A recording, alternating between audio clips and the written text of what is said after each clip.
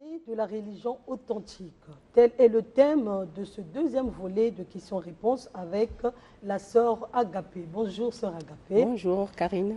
Oui, vous avez baptisé l'année 2022 comme étant l'année de la religion authentique. Pourquoi?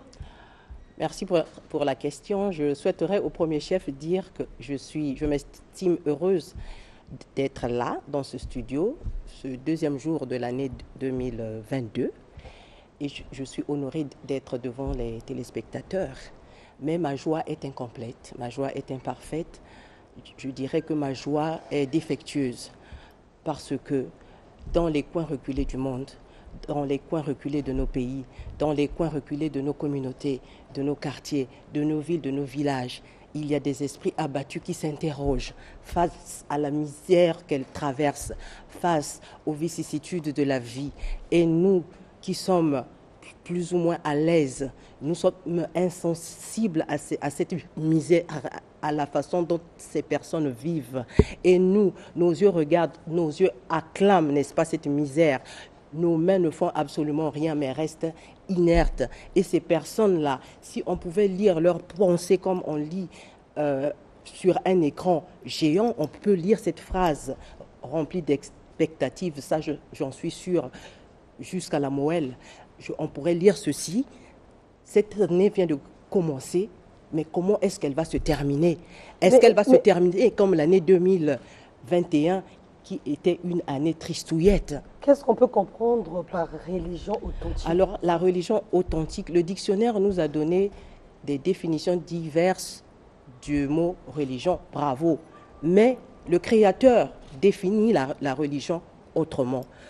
Le Créateur dit que la religion authentique, plutôt la vraie religion, la religion pure, est celle qui consiste à visiter les veuves, à visiter les orphelins dans leurs afflictions. Et en poussant loin ma réflexion, je me suis rendu compte que est appelée veuve pas seulement cette femme qui a perdu son mari, pas seulement cette femme-là qui ne peut plus voir son mari, mais aussi cette femme qui vit sous un toit avec un mari entre griffes, mais ce mari ne la regarde pas. Ce mari ne la respecte pas. Ce mari ne prend pas soin d'elle. Celle-là aussi est une veuve.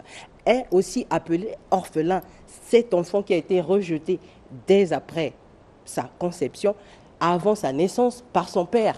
Aujourd'hui, les hommes engrossent les femmes, mais après finissent par dire « ce n'est pas ma grossesse ». C'est comme si vous êtes en train de mettre aussi à l'écart les veufs.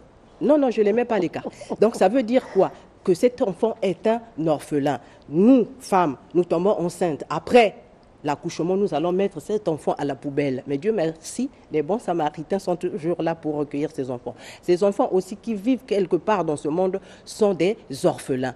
Et en lisant de page en page la Bible, j'ai découvert quelque part une lamentation des enfants d'Israël qui disait « Nos mamans sont comme des veuves et nous sommes comme des orphelins. » Donc si je vous comprends bien, la religion authentique, c'est aller vers ceux qui souffrent. C'est cette religion qui est tournée vers la condition humaine, vers la condition de l'homme.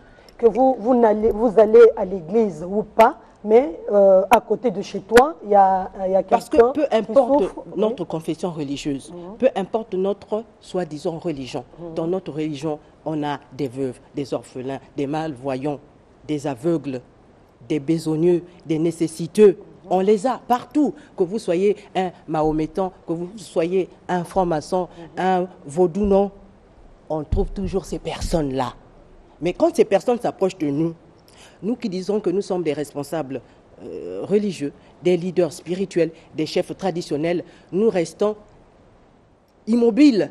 Nous ne faisons absolument rien. Au contraire, nous leur servons à boire des paroles antalgiques, des paroles anesthésiques, des paroles hypnotiques, des paroles, je peux dire même hérétiques. Ces personnes-là n'ont pas besoin de nos paroles à ce moment précis. Elles ont besoin que nous puissions agir. Donc, ce qui est concret doit être distingué de ce qui est abstrait. Donc, quand une personne dit qu'elle a faim, donnez-lui du pain à manger. Quand elle dit qu'elle a soif, donnez-lui à boire. Pas que non, Dieu va faire, hein, que Dieu te bénisse. Je vais prier pour vous, ce n'est pas ça. Amen. La sœur Agapé, vous dites que l'année 2022, c'est l'année de la religion authentique. Finalement, les années antérieures, n'était-elle pas authentique? Vous savez, je pense que c'est à cause de tout cela qu'un penseur a dit que la religion est l'opium du peuple. Parce que l'opium, c'est quoi? C'est l'anesthésie. L'opium, c'est quoi? C'est quelque chose qui vient soulager votre misère juste pour un moment. Mais après, quand l'anesthésie finit, la douleur revient. La douleur refait surface. Et c'est ce qui se passe. Avant, je condamnais cette pensée. Mais je me suis rendu compte en grandissant que ce penseur-là avait raison. Et aujourd'hui, c'est ce qui continue de se faire. Donc, on est centré sur notre propre nombril, mais on ne regarde pas notre prochain. Nous disons que nous représentons Dieu. Mais Dieu ne va pas descendre. Est-ce que c'est lui qui vient chaque matin vous donner physiquement du pain? Et vous pensez que ces églises-là ne sont pas organisées pour prendre en charge Peut-être qu'elles ne sont pas suffisamment averties. On dit que c'est la méconnaissance qui nous détruit. C'est la méconnaissance qui nous détruit. Et c'est peut-être aussi, je peux dire, l'égoïsme, parce que nous lisons la Bible, nous voyons ces passages-là. Mais lorsque ces personnes que nous dirigeons, que nous conseillons même spirituellement se présentent à nous, mais nous n'agissons pas. Alors, la parole que nous prêchons, la parole que nous voulons donner à ces personnes ne peut pas passer. Parce que lorsque nous parlons comme ça, une personne qui a faim, vous allez parler, ça va passer par ici, ça va sortir par là. Mais dès le moment où vous allez lui donner du pain, Moïse, dans le désert avec les enfants d'Israël, quand les enfants disaient qu'ils avaient faim, il leur donnait à manger. Quand ils disaient qu'ils avaient soif, il leur donnait à boire. Et même Jésus, il ne donnait pas seulement des paroles, mais il donnait aussi du pain. Il donnait du poisson. Jésus était puissant, donc il peut faire des miracles. Si vous croyez en Jésus-Christ et que Jésus-Christ, vous l'avez reçu dans votre vie, il est en vous, vous avez la même puissance que lui. La même puissance pour donner du pain, la même puissance pour donner aussi des paroles. Donc parlons moins et agissons plus. Et ce matin, comme Martin Luther King le disait, I have a dream, I have a dream, I have a dream. Moi aussi, j'ai un rêve pour 2022 que j'ai baptisé comme étant l'année de la religion authentique. Insérez ces personnes-là dans votre projet mensuel, bimensuel, trimestriel, semestriel. Pensez à ces personnes-là et vous verrez que votre vie aussi va changer parce que la roue tourne. Aujourd'hui, c'est le tour de ces personnes-là. Demain, ça va être le tour peut-être de vos enfants. Vous allez mourir et nous connaissons nos réalités africaines. Quand une femme, plutôt un homme meurt, la veuve qui reste est souvent chassée de la maison. Les enfants se retrouvent dans la rue. C'est la clé explicative de ce que nous voyons aujourd'hui, la prostitution, le banditisme partout dans nos ruelles. Agissons et parlons moins, s'il vous plaît. Oh, continue l'émission. Oui, voilà. Donc, agissons plus et parlons moins. Ces personnes-là ont besoin de nous. Nos yeux acclament cette misère. Nos mains acquiescent au lieu, n'est-ce pas, de compatir. Quelle est la preuve que Dieu agit vraiment en nous, que Dieu est vraiment avec nous? C'est lorsque nous aimons notre prochain en lui donnant ce qu'il demande. La sœur Agapé, si je vous ai bien compris, vous voulez que cette année, que ce soit une année dans les églises. Pas seulement dans les églises, dans toutes les confessions. Que vous soyez, je le répète avec joie, que vous soyez franc-maçon, que vous soyez, peu importe votre doctrine, votre philosophie, pratiquez cela. La vraie religion, la religion authentique qui consiste à faire du bien à notre prochain. Ne dites pas, tu n'es pas ceci, je ne peux pas te donner. Tu n'es pas chrétien, je ne peux pas donner. Tu n'es pas ceci, je ne peux pas te donner. Non, notre Dieu aime tout le monde. Il fait briller le soleil sur tout le monde. Mais il y a ceux qui refusent aussi les dons des magiciens. Il est chrétien, un magicien arrive avec, je ne sais pas, du manioc ou du pain. Il a peur de... Si vous savez qui vous êtes réellement en Christ, ces choses-là ne peuvent pas vous atteindre. C'est ce que vous craignez qui vous arrive, c'est ce qui est écrit. Et si vous marchez avec Dieu ou vous ne marchez pas avec lui, si vous marchez avec lui, il vous dira, face à cette personne-là, va directement à la boutique, achète du pain et donne-lui. Face à cette personne, oui, va là où peut-être elle étudie, paie les droits scolaires directement, ne lui donne pas ton argent. Mais fais comme ceci. Dieu va te donner l'inspiration, la sagesse, le discernement. Non, je disais à la place, c'est-à-dire un magicien ou un pratiquant arrive avec un don pour donner à un chrétien. Et le chrétien, souvent, les chrétiens ont peur de ces gens-là.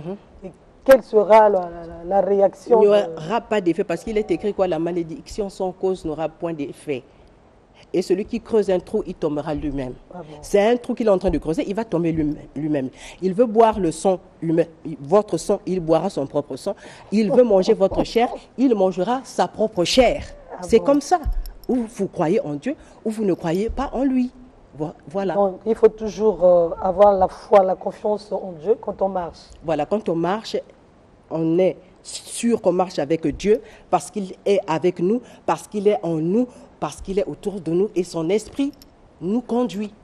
Et cela ne doit pas s'arrêter seulement au pasteur, mais dans nos quartiers également. Oui, partout, j'ai bien dit, dans tous les coins du monde, que ce soit dans nos villes, dans nos villages, partout.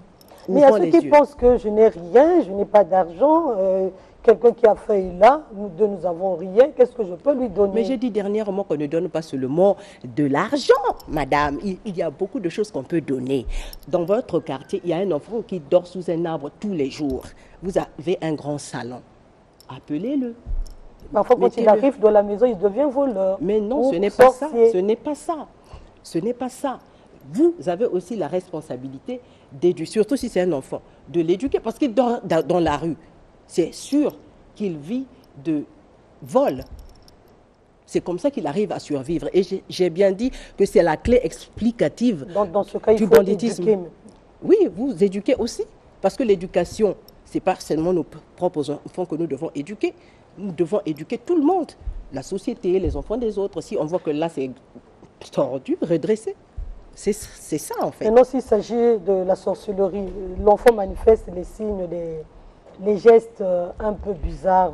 Ici, on ne parle pas de sorcellerie, je reviens. Mais oui, mais quand on prend l'enfant arrive dans la maison, et vous allez aussi... S'il vous plaît, ça c'est un thème à part entière. Oui. Si vous avez une relation avec Dieu, Dieu va vous révéler qui est cette personne-là. Ça c'est un thème à part entière, on pourra en parler la prochaine fois si vous voulez, si le cœur vous en dit.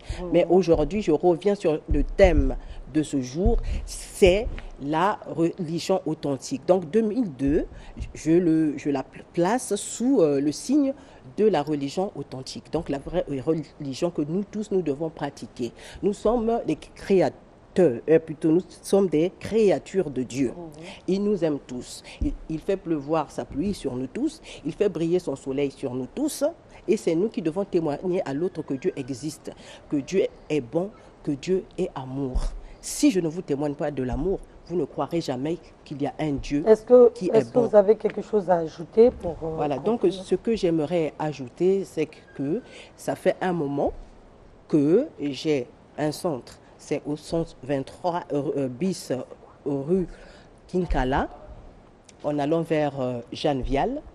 Donc, si aussi vous voulez me contacter, c'est au plus 242 06 451 24 88 06 451 24 88. Je vous attends et le Seigneur vous aime. Et sachez que personne d'autre ne peut vous souhaiter le meilleur que vous-même.